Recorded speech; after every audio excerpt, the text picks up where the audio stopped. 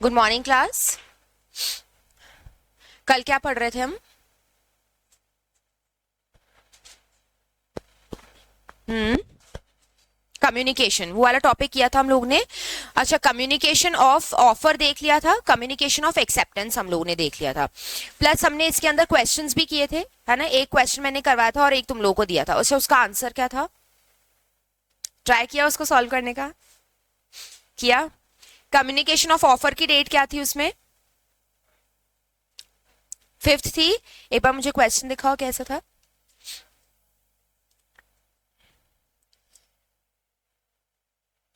ठीक है। Communication of offer कब माना जाएगा इसमें?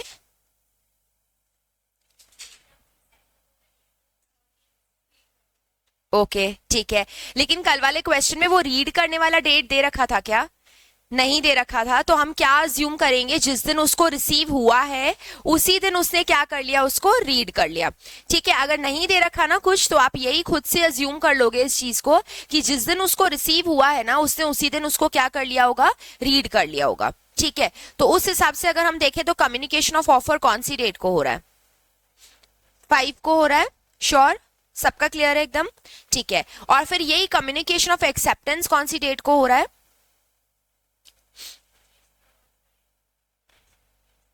हम्म अगेंस्ट द प्रपोजर कब हो रहा है?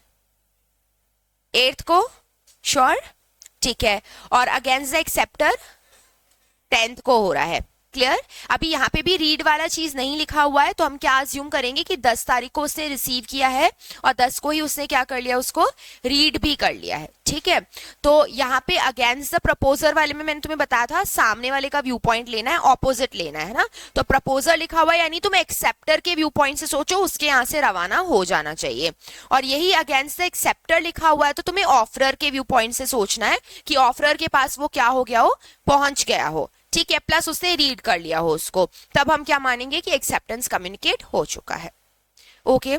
इस वाले टॉपिक में किसी को भी डाउट था क्या कुछ? नहीं? ओके। अभी नेक्स्ट हम लोग इसमें लिखेंगे revocation of offer and acceptance.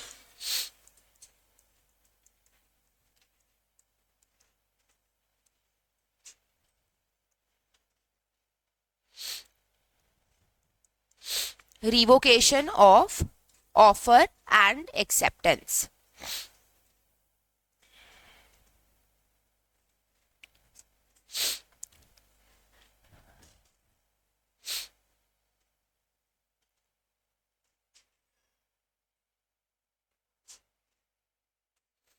अभी ये रिवोकेशन वर्ड जो हमने ऊपर लिखा है, इस वर्ड का मतलब क्या होता है पहले ये समझ लो। रिवोकेशन का मतलब होता है कैंसिल करना या विड्रॉ करना। ठीक है।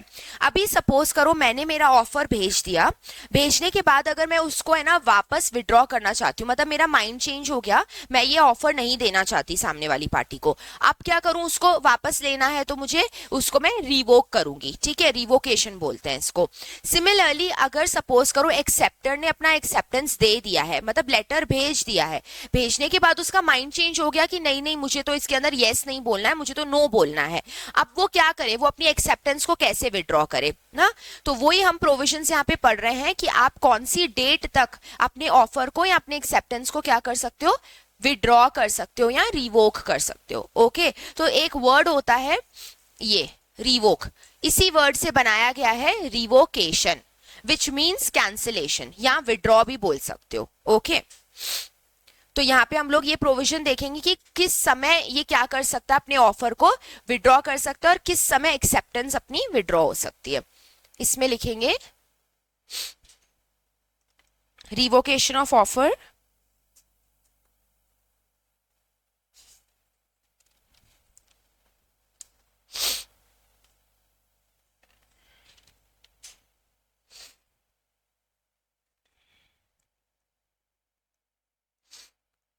offer can be revoked at any time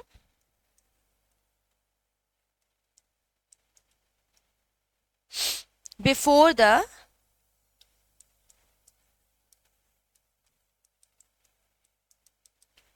communication of acceptance. is complete as against proposer.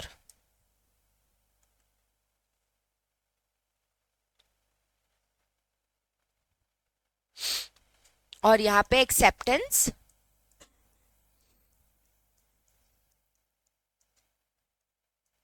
can be revoked at any time, can be revoked at any time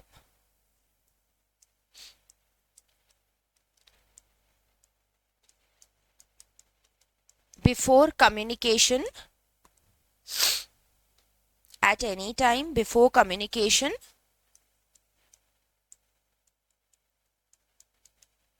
of acceptances complete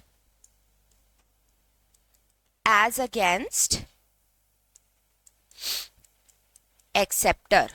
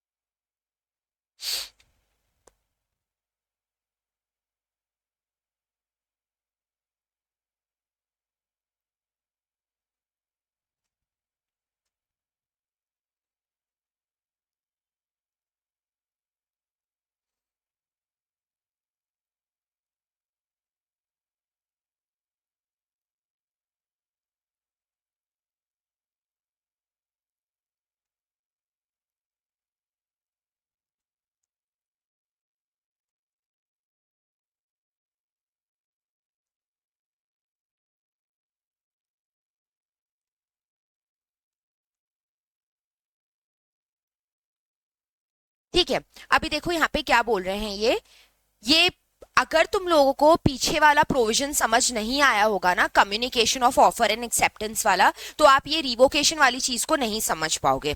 ठीक है, क्यों? क्योंकि देखो इसके अंदर वही सेम चीज लिखी हुई है जो पीछे लिखी हुई थी।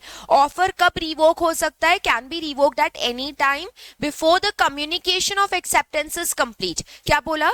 Before the communication of acceptance is complete. किसके against? As against the proposer. कब कंप्लीट होता है कम्युनिकेशन ऑफ एक्सेप्टेंस? प्रपोजर के अगेंस्ट। कब आपका कम्युनिकेशन माना जाता है एक्सेप्टेंस का? प्रपोजर के अगेंस्ट वाला। हाँ एग्जैक्टली तो मैं यहां पे ब्रैकेट में लिख रही हूं when letter of acceptance is posted by offeree. सही है ये? तो ये ब्रैकेट में पेंसिल से लिख लेना सो दैट तुम लोगों को केस स्टडी के क्वेश्चंस अगर आते हैं तो वो अटेम्प्ट करने में इजी रहे। When letter of acceptance is posted by the offeree. Okay दूसरा इस तरफ देखो, acceptance can be revoked at any time before the communication of acceptance is complete. कब कम्युनिकेशन ऑफ एक्सेप्टेंस कंप्लीट माना जाता है? Against the acceptor. जब किसको रिसीव हो जाता है? ऑफरर को, है ना? लेटर ऑफ एक्सेप्टेंस ऑफरर को रिसीव हो जाता है। तो ब्रैकेट में मैं लिख रही हूं when letter of acceptance comes to the knowledge of.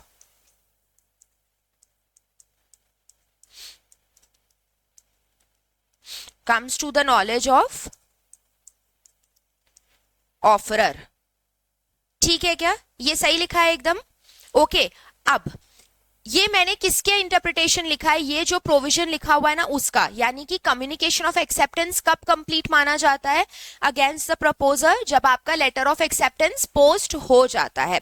और कब हमारा कम्युनिकेशन माना जाता है अगेंस्ट द एक्सेप्टर? जब ये लेटर ऑफरर के पास पहुंच जाता है, उसके नॉलेज में आ जाता है। ठीक है, तो मैंने इस पर्टिकुलर लाइन का इंटरप्रिटेशन यहाँ पे लिखा है। लेकिन रिवोक कब करना है, कैंसिल कब करना है ऑफर देने के बाद, वो चीज लिखी हुई है देखो, एट एनी टाइम बिफोर लिखा है। यानी कि ये लेटर वो पोस्ट करे उससे पहले पहले तुम्हें क्या करना है? अपने ऑफर को विड्रॉ कर लेना है, रिवोक कर लेना है। आया समझ?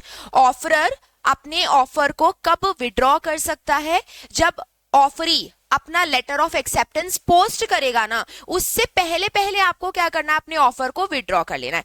मानो अगर आपने नहीं किया ऐसा और उसके वहां से वो लेटर रवाना हो चुका है, तो फिर आप कुछ नहीं कर पाओगे, फिर तो ये प्रॉमिस बन के ही रहेगा ऐसा, क्योंकि ऑफर प्लस एक्सेप्टेंस क्या होता है, प्रॉमिस होता है। ओके, तो इसीलिए ये कभी भी रिवोक हो सकता है, लेकिन कब, जब सामने वाले का लेटर ऑफ एक्सेप्टेंस पोस्ट हो जाए, उससे पहले पहले, बिफोर वर्ड आ रहा है, ये ध्यान रखना। अब यहां पे भी क्या लिखा हुआ है, एट एनी टाइम बिफोर, ये वाली लाइन पढ़ो, एट एनी टाइम बिफोर है। बिफोर कब, when LOA comes to the knowledge of the offerer, यानी कि लेटर ऑफ एक्सेप्टेंस ऑफरर के पास पहुंचे, वो उसको पढ़ ले, उससे पहले पहले तुम्हें क्या करना है, अपनी एक्सेप्टेंस को रिवोक करना है, विड्रॉ कर लेना है, ठीक है, कैंसिल कर लेना है। ये कहना चाह रहे हैं ये इस पर्टिकुलर टॉपिक में।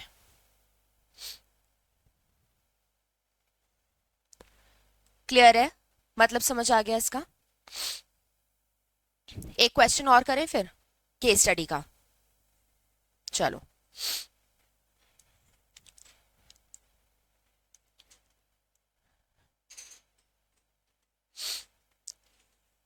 A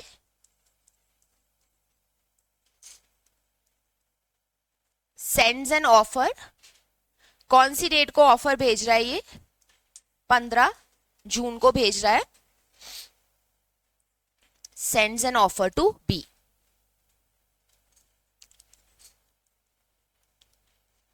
B receives letter of offer on 17th June,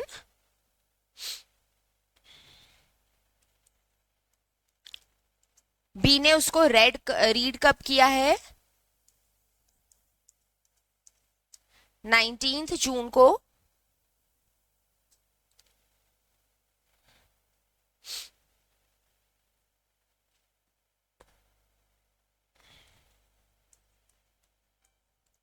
B sends letter of acceptance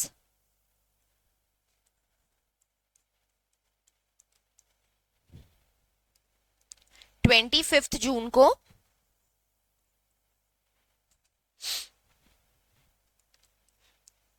letter of acceptance reaches A on 28th June.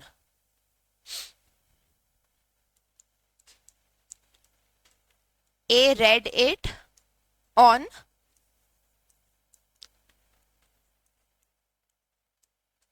30th June. अब ये सारी डेट्स तुम लोगों को प्रोवाइड करी गई हैं क्वेश्चन में।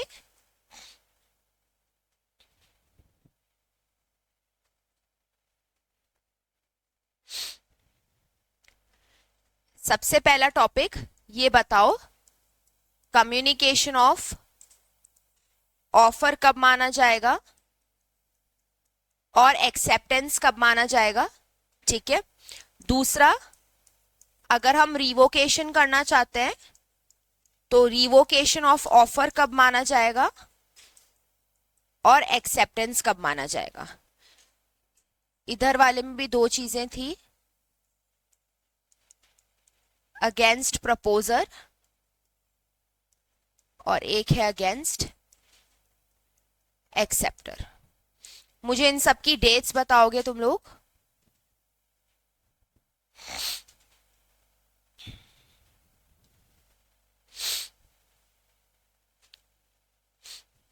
पहले नोट कर लो आराम से। हाँ, ऊपर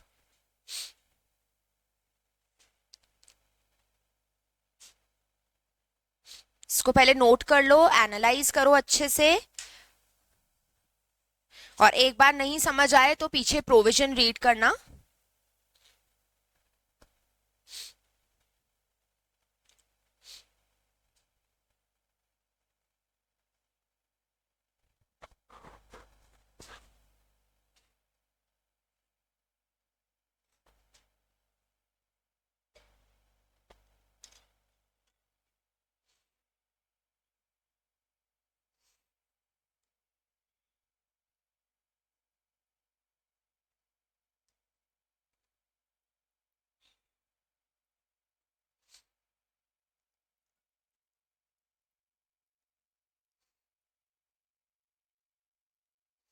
हाँ जी, आंसर बताएं। कम्युनिकेशन ऑफ ऑफर कौन सी डेट डेट को माना जाएगा? 17th नहीं, श्योर 19th को? ठीक है, करेक्ट है। 19 जून को कम्युनिकेशन ऑफ ऑफर है। Communication of acceptance against the proposer 25 को। क्यों? क्योंकि प्रोविजन में क्या लिखा हुआ था? ठीक है, तो इस वाले केस में अगेंस्ट द प्रपोजर कौन सी डेट आएगी? 25 जून आएगी। और अगेंस्ट द एक्सेप्टर कब कम्युनिकेट हो जाएगा? 30 जून को। 28 को नहीं होगा? नहीं, उसके नॉलेज में जब आया ना, जब होगा, यानी कि जब वो उसको पढ़ लेगा। अगर मानो ये रीड वाला प्रोविजन लिखा हुआ नहीं होता, तब तुम कौन सा लेते? 28 तारीख लेते ना। ठीक है, नाउ नेक्स्ट रिवोकेशन बताओ मुझे कि अगर मैं ऑफर को रिवोक करना चाहती हूं तो मैं कौन सी तारीख से पहले पहले ऑफर मेरा रिवोक करूंगी? 19 से पहले। प्रोविजन पढ़ो एक बार। 25 से पहले ना, राइट क्योंकि हमने उसमें क्या लिखा था कि at any time before the communication of acceptance is complete against the proposer। तो प्रपोजर के अगेंस्ट वो कब कंप्लीट होता? कब कंप्लीट होता? 25 को होता है ना। तो 25 से पहले पहले आपको क्या करना है? अपना ऑफर रिवोक कर लेना है। ओके, तो यहां पे तुम क्या लिखोगे? एनी टाइम बिफोर 25 जून। 25 जून से पहले पहले कभी भी इसको रिवोक कर लेना। और एक्सेप्टेंस अगर रिवोक करना चाहते हैं तो 30 से पहले पहले, श्योर? ठीक है, एनी टाइम बिफोर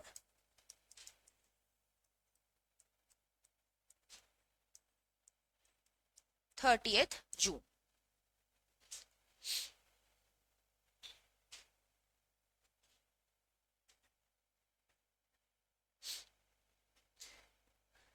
अब ऐसी वो तुम्हें कोई भी डेट्स दे दे, चाहे वो तुम्हें कितना ही कंफ्यूज कर ले, नई नई अलग अलग डेट्स दे करके, हमें कंफ्यूज नहीं होना है। हमें जैसा पीछे प्रोविजन में लिखा हुआ है ना, बस उसी पे ही स्टिक रहना है कि हाँ वहां पे लिखा हुआ है कि नॉलेज में आएगा, तो बस जिस दिन उसके नॉलेज में आया यानी इधर पहुंचा या फिर रीड कर लिया उसने, ठीक है। या फिर अगर हम कह रहे हैं कि उसके वहां से निकल चुका है लेटर, तो जिस दिन निकल चुका है उस दिन। बाकी और किसी भी डेट से वो तुम्हें कंफ्यूज करे तो हमें कंफ्यूज नहीं होना है उससे।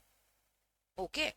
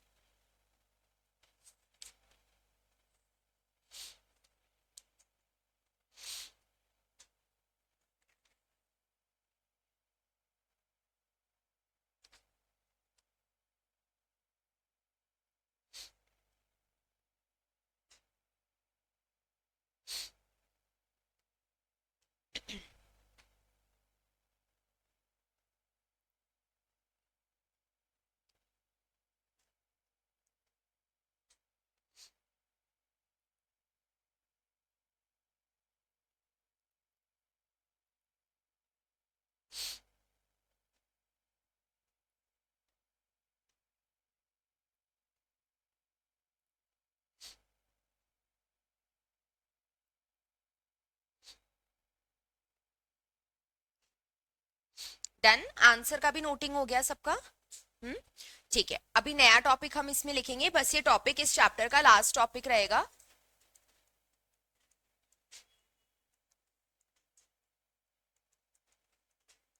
Modes of revocation.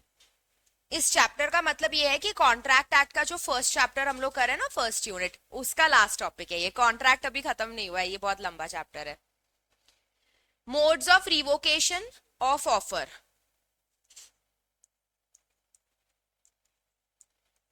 Modes of revocation of offer यानी क्या क्या तरीके हैं जिससे हम ऑफर को क्या कर सकते हैं? रिवोक कर सकते हैं, मतलब कैंसिल कर सकते हैं या विड्रॉ कर सकते हैं। ओके, पहला लिखेंगे इसमें by notice of revocation by notice of revocation.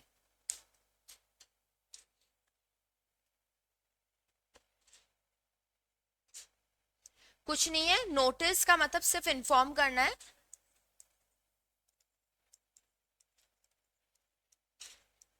Offer can be revoked by informing the other party.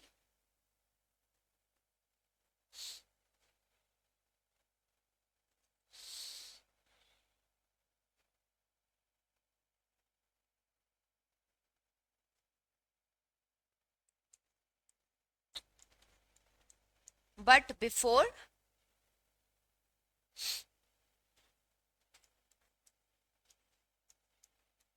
before communication of offer is complete,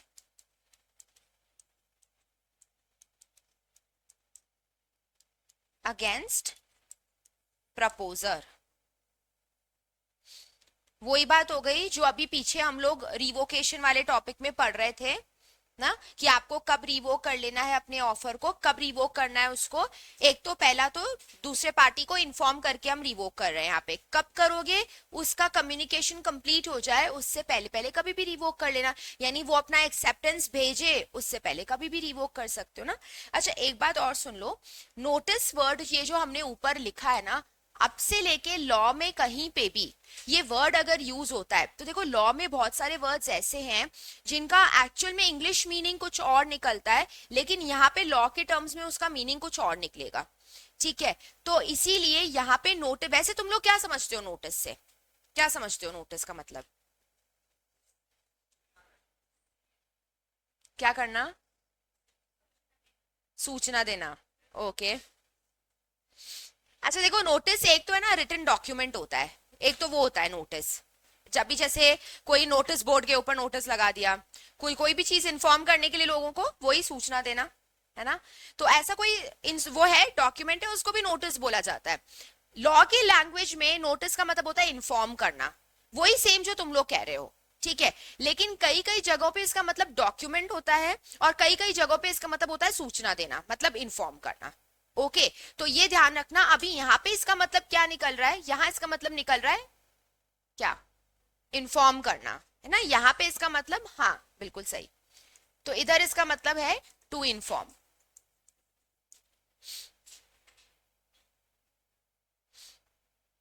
थोड़ा सा लॉ को अंडरस्टैंड करने में तुम्हें कुछ कुछ वर्ड्स में दिक्कत आ सकती है, क्योंकि उन वर्ड्स का इंग्लिश मीनिंग कुछ और होता है, लीगल मीनिंग कुछ और निकलता है. प्लस जहां स्टेटमेंट में हम उस वर्ड को यूज कर रहे हैं ना, हर जगह पे उसका मीनिंग अलग अलग वे में निकल सकता है, जरूरी नहीं सब जगह एक सा मतलब हो. तो अभी यहाँ पे इस वर्ड का मतलब क्या है, इन्फॉर्म करना. सेकेंड लिखेंगे इसमें,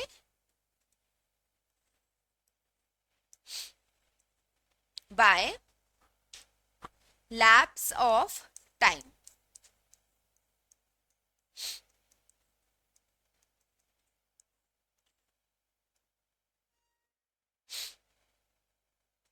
सेकेंड इसमें लिखेंगे by lapse of time.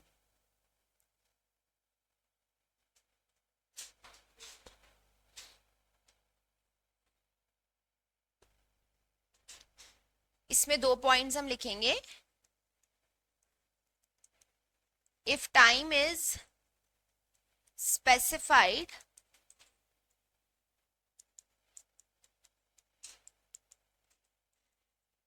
acceptance not given within that time period,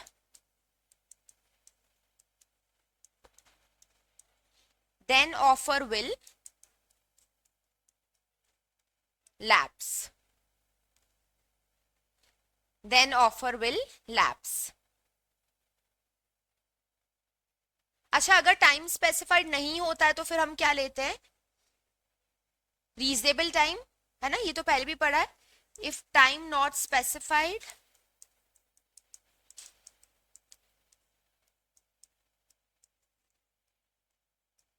then offer will lapse within reasonable time. अगर टाइम स्पेसिफाइड है तो उतने स्पेसिफाइड टाइम के अंदर अगर आपने ऑफर एक्सेप्ट नहीं किया तो वो ऑफर आपका क्या हो जाएगा, लैप्स हो जाएगा. और अगर टाइम स्पेसिफाइड नहीं है तो फिर रीजनेबल टाइम में आपको उसको एक्सेप्ट करना है, नहीं किया तो ऑफर क्या हो जाएगा, लैप्स हो जाएगा.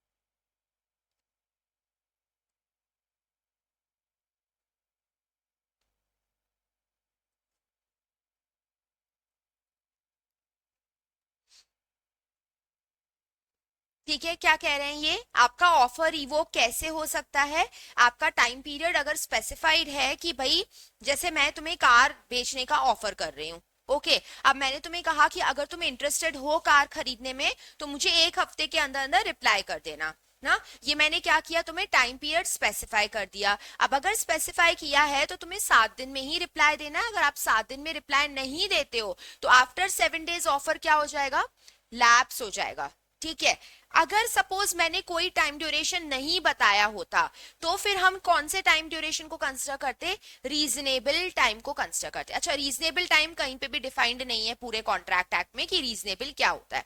ये डिपेंड करता है गुड्स के ऊपर, पार्टीज के ऊपर, इंडस्ट्री टू इंडस्ट्री सब जगह पे ये चीज वेरी करेगी. ओके, तो उस हिसाब से देख लेंगे हम लोग कि रीजनेबल टाइम के अंदर अंदर हमारा ऑफर क्या हो जाएगा, लैप्स हो जाएगा.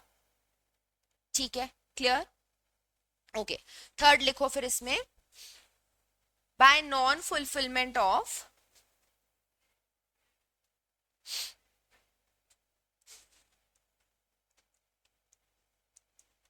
Bye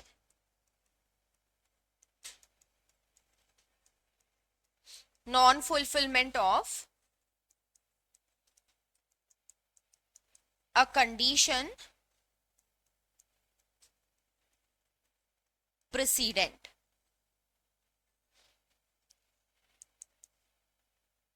By non-fulfillment of a condition precedent.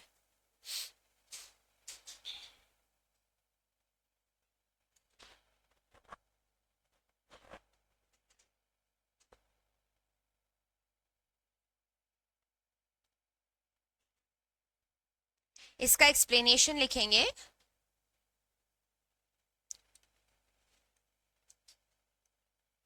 offerer may impose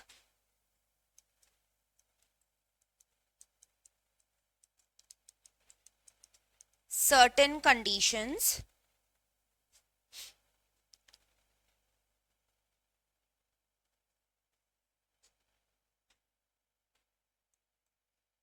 to be fulfilled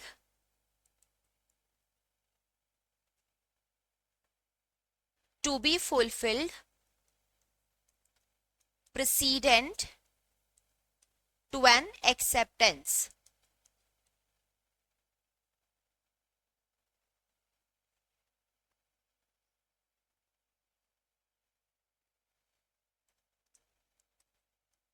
Such as executing a document or depositing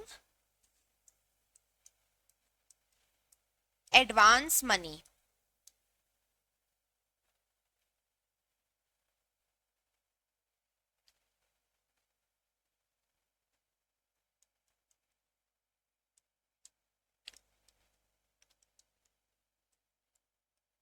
Failure to satisfy such condition failure to satisfy such condition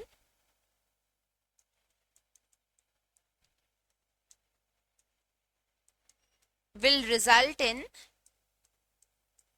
lapse of offer. Will result in lapse of offer.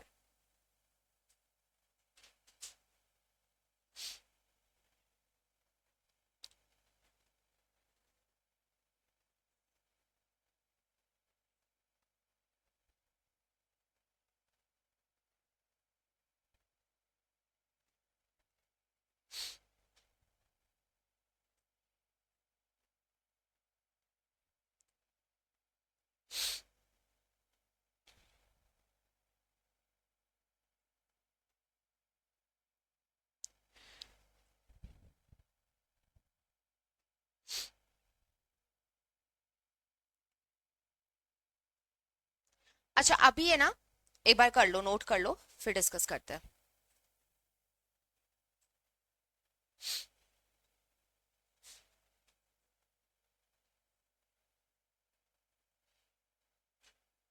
हो गया, noting हो गया सबका? Okay देखो, दो words होते हैं, एक वर्ड होता है प्रिसीडेंट और एक होता है सब्सिक्वेंट। दोनों वर्ड्स में क्या डिफरेंस है पता है? इनका मीनिंग पता है?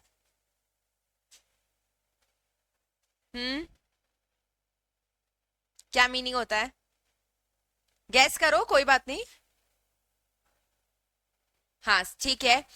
प्रेसिडेंट मतलब, हाँ प्रेसिडेंट मतलब पहले, है ना, और सब्सिक्वेंट मतलब बाद का, आगे का, है ना। तो यहाँ पे इसका मतलब प्रायर है, ठीक है, और इसका मतलब क्या है? लेटर वाला। ओके अभी यहाँ पे ये क्या बोल रहे हैं इधर? Non fulfilment of a condition president, मतलब कंडीशन पहले लगाई है कि बाद में लगाई है? पहले लगाई है। अच्छा किसके पहले लगाई गई है? ऑफरर कह रहा है ऑफरी को कि, एग्जाम्पल वही कार वाला ले लेते हैं, ए बी को बोलता है कि क्या तुम मेरी कार बाय करोगे, ठीक है, लेकिन एक शर्त है। क्या शर्त है? कि तुम्हें पूरा 100% पैसा मुझे कैश में देना पड़ेगा, ठीक है। अगर तुम्हारे पास कैश अरेंज हो जाए ना तो कल लेके आ जाना और गाड़ी ले जाना मेरे यहाँ से, ठीक है। ये इससे क्या इंपोज किया है? एक कंडीशन इंपोज की है, और वो कंडीशन प्रेसिडेंट है, यानी कि तुम अपना एक्सेप्टेंस देने से पहले क्या करोगे? उस कंडीशन को फुलफिल करोगे। यानी कि बी जो है वो यस या नो बोलने से पहले क्या करेगा? पैसा अरेंज करने की कोशिश करेगा, एंड दैट टू पूरा का पूरा कैश में। ओके अगर ये उससे अरेंज हो जाता है तो फिर वो आकर के एक्सेप्टेंस दे देगा, पैसा भी दे देगा और कार ले जाएगा, ठीक है, सही बात है। तो यहाँ पे वही बोल रहे हैं कि अगर ऑफरर ने ऑफरी के ऊपर एक कंडीशन इंपोज करी है जो एक्सेप्टेंस के पहले फुलफिल करनी पड़ेगी, और अगर आप उस कंडीशन को फुलफिल नहीं करते हो तो ऑटोमेटिकली आपके लिए वो ऑफर क्या हो जाएगा? लैप्स हो जाएगा, खत्म हो जाएगा। ओके अभी अगर वो पैसों का अरेंजमेंट नहीं कर पाया तो कार खरीद पाएगा क्या मुझसे? नहीं खरीद पाएगा। ओके देखो, offeror may impose certain conditions to be fulfilled precedent to an acceptance। इसका मतलब क्या हो गया? एक्सेप्टेंस से पहले, बिफोर एन एक्सेप्टेंस, एक्सेप्टेंस से पहले आपको वो कंडीशन फुलफिल करनी पड़ेगी। जैसे एग्जाम्पल दे रखा है यहाँ पे इन्होंने, जैसे आपको है ना कोई डॉक्यूमेंट एग्जीक्यूट करने के लिए बोल सकते हैं हम लोग कि पहले तुम ये डॉक्यूमेंट बनवा के लाओ फिर हम ऐसा करेंगे तुम्हारे साथ। सपोज करो अभी मैं कार सेल कर रही हूँ, वो कार है ना मेरे नाम पे नहीं है, मेरे भाई के नाम पे है। अब मेरे से जो कोई खरीदेगा गाड़ी तो वो यूं तो बोलेगा ना कि कार तुम्हारे नाम पे है ही नहीं तो हम तुम्हारे साथ क्यों कॉन्ट्रैक्ट कर रहे हैं। ओके तो उसने मुझे कहा कि काम करो, ये कार जो है ना पहले तुम अपने भाई के नाम पे कन्वर्ट कराओ फिर मैं तुमसे बाय करूंगा। अगर वो ऐसे बोल रहा है इसका मतलब क्या है कि मुझे पहले डॉक्यूमेंट एग्जीक्यूट करना है एक, उसके बाद में क्या करूंगी? उसको सेल्स या परचेजेस कर सकती हूँ, ऐसा। या फिर कोई एडवांस मनी डिपॉजिट करने के लिए कह रहा है, जैसे मैंने अभी कैश वाला कहा था तुम्हें 100% कैश में, अगर मैं ऐसे नहीं बोल करके उसको बोलती कि तुम्हें इतना % अमाउंट मुझे एडवांस मनी देना पड़ेगा तो वो क्या हो जाएगा? कंडीशन प्रेसिडेंट हो जाएगी। ओके अब ऐसी कंडीशन को failure to satisfy, such condition will result in lapse of offer. अगर आप ऐसी कंडीशन को फुलफिल नहीं कर पाए, सेटिस्फाई नहीं कर पाए, तो आपके लिए ऑफर क्या हो जाएगा? लैप्स हो जाएगा। ओके, ये क्लियर है एकदम? ठीक है, कितने पॉइंट्स कर लिए हम लोगों ने मोड्स के अंदर? क्या क्या पॉइंट्स हो गए? हम्म। ओके, ऑफ कंडीशन, ठीक है, फाइन। फोर्थ लिखो, बाय डेथ और इंसेनिटी।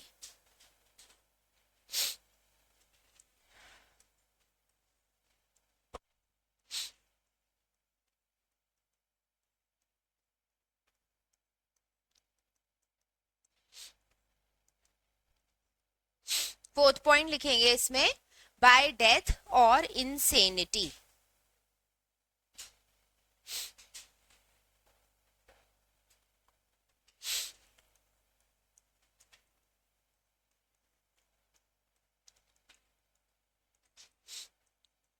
डेथ और इंसेनिटी ऑफ ऑफरर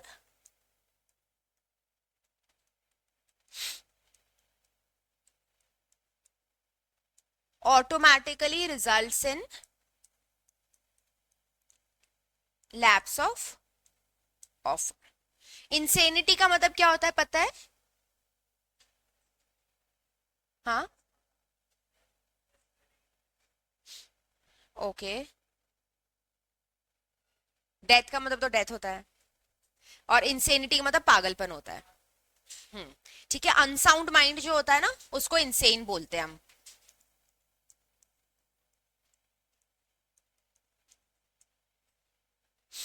अगर ऑफरर की डेथ हो गई या ऑफरर पागल हो गया, तो ऐसी सिचुएशन में ऑफर उसका चलेगा क्या? नहीं चलेगा, खत्म हो जाएगा वो।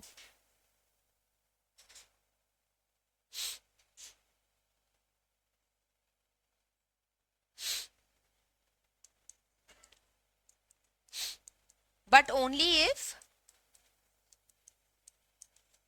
This fact comes to the knowledge of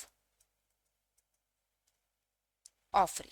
पर है ना, ऑफरी को पता लगना चाहिए इस बारे में कि ऑफरर की डेथ हो गई या वो इंसेन हो गया। तो जैसे ही उसको पता लगेगा ना, वैसे ही ये ऑफर उसके लिए क्या हो जाएगा? लैप्स हो जाएगा।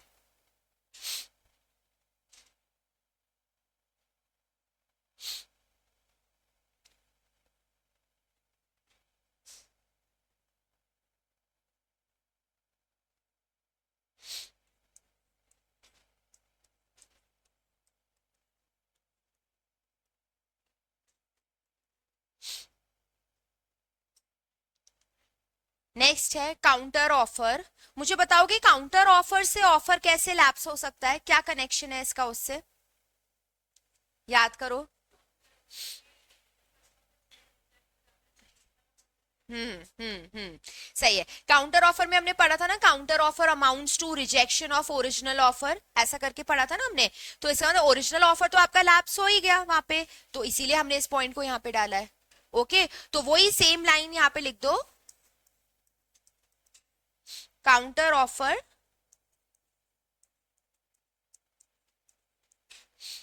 Amounts to rejection of original offer.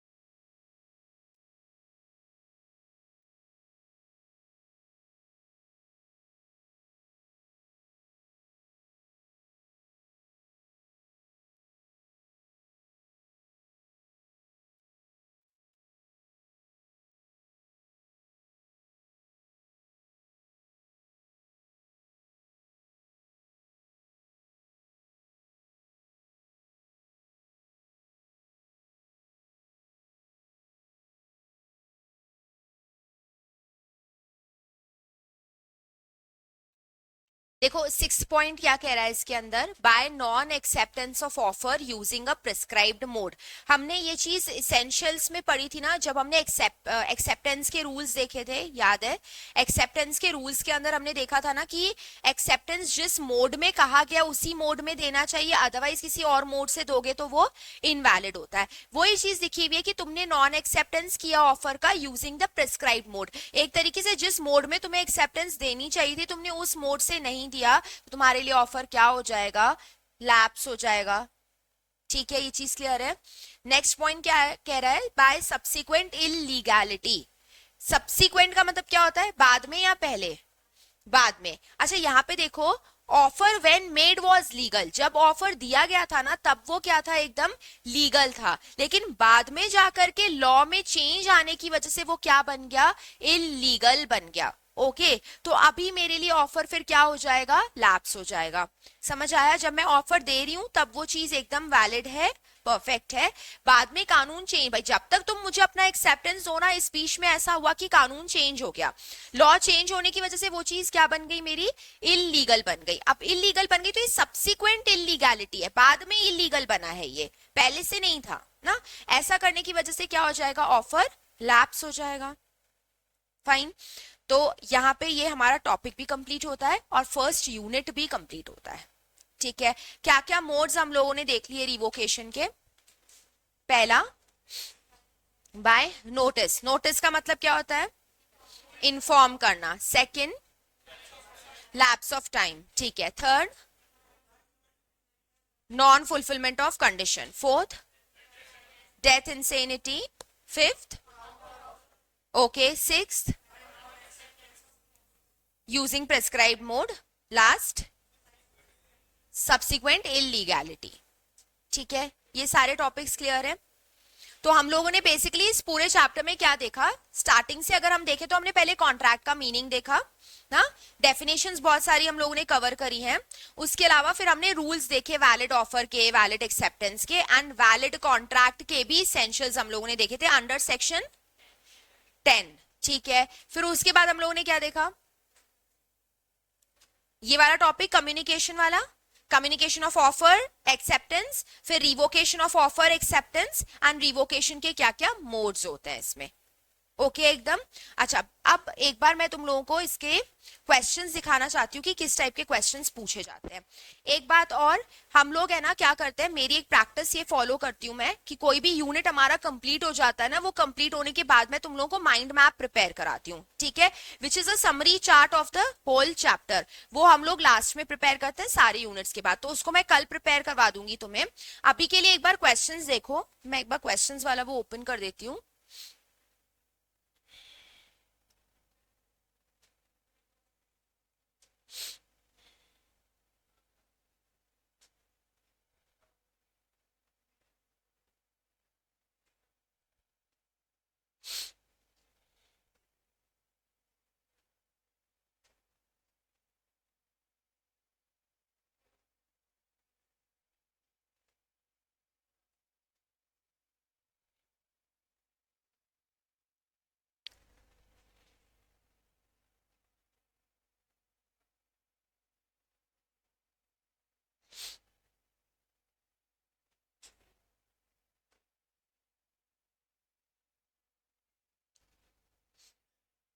आप लोगों के बुक के पीछे बहुत अच्छे अच्छे क्वेश्चंस दे रखे हैं, एमसीक्यूज भी हैं और डिस्क्रिप्टिव भी हैं, लेकिन मैं तुम्हें डिस्क्रिप्टिव करा रही हूँ, है ना। एमसीक्यूज तो इजी होते हैं, उसमें तो कुछ भी ऐसा है नहीं।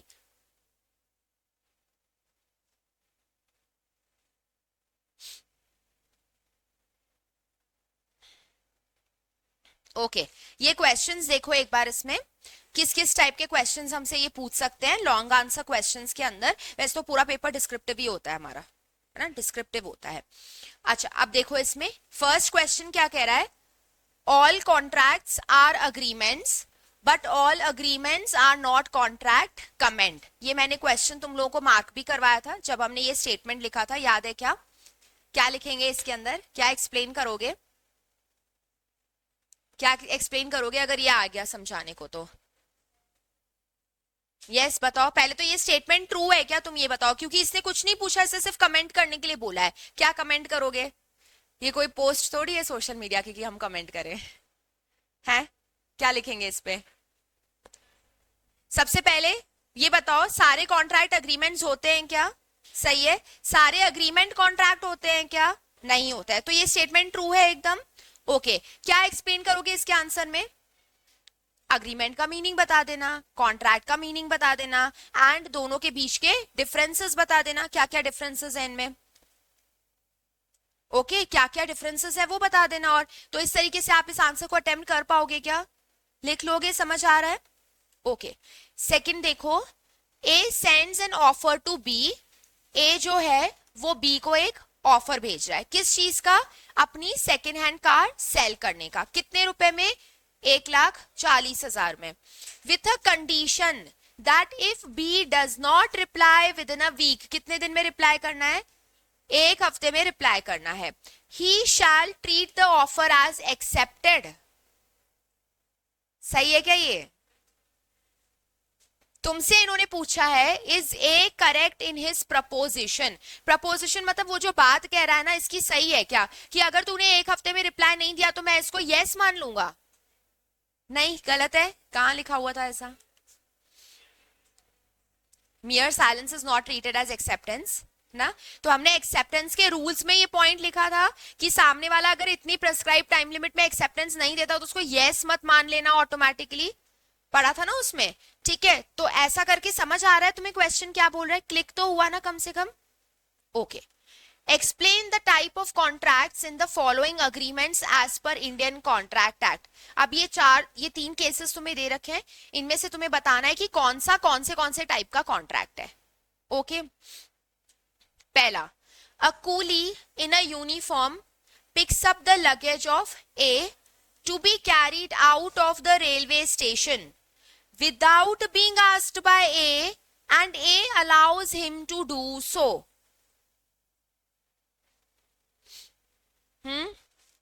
आंसर आया कहीं से? आपस में मत बताओ, मुझे बताओ। इंप्लाइड है या नहीं है? श्योर? वापस पढ़ो एक बार। जब तक सब लोग श्योर नहीं होंगे ना, आगे नहीं बढ़ेंगे।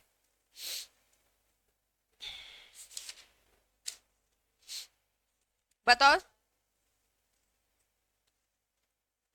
इंप्लाइड है? क्या बोल रहा है? कूली है ना, मेरा लगेज उठा करके खुद ही चलता गया, और चलता गया तो मैंने उसको रोका भी नहीं, लेकिन मैंने उससे पूछा भी नहीं था कि मेरा सामान उठा के लेके चलोगे क्या। ठीक है, बट जब वो उठाने आया सामान तो मैंने उसको रोका भी नहीं, मैं भी साथ साथ चल दी उसके। ठीक है, लेके चल रहा है तो बढ़िया है, बहुत अच्छी बात है। तो अब ये क्या है? इंप्लाइड कॉन्ट्रैक्ट है। Okay, this is implied contract. Next देखो, obligation of a finder of lost goods to return them to the true owner। ये हम लोगों ने पढ़ा है कहीं पे? क्वाजी कॉन्ट्रैक्ट पढ़ा था क्या? क्वाजी पढ़ा था? एक बार चेक करो टाइप्स वाले उसमें। ओके, हम लोगों ने सिर्फ वो रिसेंबल लिख के छोड़ दिया था, तो फिर अभी इस पॉइंट को होल्ड पे रहने दो, हम बाद में डिस्कस करेंगे इसको। थर्ड देखो, A contracts with B the owner of factory for the supply of 10 tons of sugar. ठीक है, कॉन्ट्रैक्ट हो रहा है 10 टन शुगर सप्लाई करने का। But before the supply is affected the fire caught in the factory and everything was destroyed. ये भी पढ़ा है क्या हमने? बताओ, ये कॉन्ट्रैक्ट क्या हो गया यहाँ पे? अब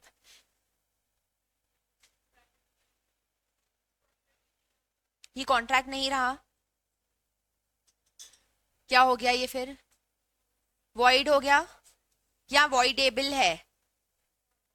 वॉइड है। श्योर? सारे रीजन?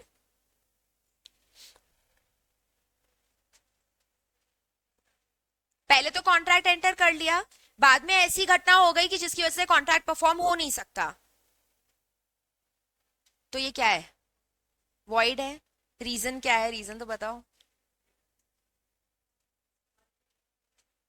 ओके, तो सब्जेक्ट मैटर ही डिस्ट्रॉय हो गया, कॉन्ट्रैक्ट किसके ऊपर परफॉर्म करें हम, है ना? तो अब ये कॉन्ट्रैक्ट हमारा क्या हो गया? वॉइड हो गया। ओके, ये वॉइड है। समझ आ रहा है? थोड़ा थोड़ा आ रहा है समझ में? जैसे जैसे प्रैक्टिस करोगे वैसे वैसे कमांड आएगा इनके ऊपर, लेकिन अंडरस्टैंड कर पा रहे हो क्वेश्चन का मतलब? एटलीस्ट क्लिक हो पा रहा है कि हाँ इसमें कौन सा प्रोविजन लगेगा ना? ऐसे इनडायरेक्ट और केस स्टडी के क्वेश्चंस आते हैं तुम्हारे पेपर में। क्लियर?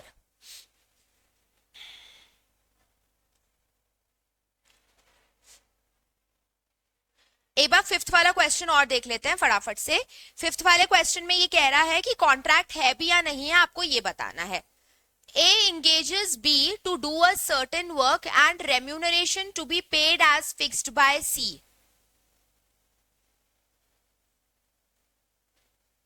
सही है क्या ये? भाई रेम्यूनरेशन कौन डिसाइड करेगा? C करेगा, लेकिन A और B जो है वो आपस में काम करने के लिए रेडी हैं। कुछ दिक्कत है क्या इस कॉन्ट्रैक्ट में? कोई प्रॉब्लम नहीं है, वैलिड है ये। ठीक है, वैलिड कॉन्ट्रैक्ट है ये, वैलिड कॉन्ट्रैक्ट है। इन्होंने ये पूछा कि कॉन्ट्रैक्ट है भी या नहीं है, तो इस वाले का आंसर ये है कि हाँ वैलिड कॉन्ट्रैक्ट है, ये कोई प्रॉब्लम नहीं है इसमें। भाई सैलरी कोई और भी डिसाइड कर सकता है ना, क्या हो गया इसमें? A and B promise to pay for the studies of their maid son. अपनी मेड के बेटे की पढ़ाई का खर्चा उठाने का प्रॉमिस ये लोग कर रहे हैं। है क्या वैलिड? नहीं है। रीजन? सोशल अग्रीमेंट है, ये सोशल है इसीलिए ये वैलिड नहीं है। A takes a seat in a public bus, public bus में बैठ गया, वहां पे उसने एक सीट अपनी ले ली, वैलिड है क्या? नहीं। बस वाला एग्जाम्पल दिया तो था मैंने एक तुम्हें, इम्प्लाइड बताया तो था मैंने, एक इम्प्लाइड वाला एग्जाम्पल बस का, कि बस एक स्टॉप पे आके रुक गई और तुम उसमें जाकर के बैठ गए सीट पे, तो वो एक तरीके का इम्प्लाइड कॉन्ट्रैक्ट नहीं है? बस वाले की तरफ से इम्प्लाइड ऑफर था और तुम जाकर के अंदर बैठ गए, मतलब तुम्हारा इम्प्लाइड एक्सेप्टेंस है। सही है, कॉन्ट्रैक्ट है यहाँ पे। Answer is yes. Why? Because ये क्या है? इम्प्लाइड है, इसीलिए इम्प्लाइड एक्सेप्टेंस है, इम्प्लाइड कॉन्ट्रैक्ट है ये। A chartered accountant promises to help his friend to file his return. है क्या कॉन्ट्रैक्ट वैलिड है? क्यों नहीं है? सोशल है, समझ में ही आ रहा है इसको। ओके क्लियर है। अच्छा, जो दो तीन क्वेश्चंस हमने छोड़े वो एक बार ट्राई करना, सबके पास बुक्स तो होंगी ये वाली ना? एक बार नहीं है कोई बात, एक बार ऑनलाइन ओपन करके देख लेना, है ना? दो तीन ये क्वेश्चंस प्रैक्टिस करो, कुछ दिक्कत आए तो मुझे बताना। कल हम लोग एक बार इसका माइंड मैप प्रिपेयर करेंगे, पूरा समरी चार्ट, एंड देन हम लोग यूनिट नंबर 2 स्टार्ट करेंगे। ओके एक बार थोड़ा सा गो थ्रू कर लेना, कुछ भी डाउट्स हो इस चैप्टर में तो हम कल ही क्लियर कर ले, फिर हम आगे बढ़ते चले जाएंगे ना, तो फिर तुम्हें ये बेसिक्स तुम्हारे वीक नहीं रहने चाहिए, इसीलिए।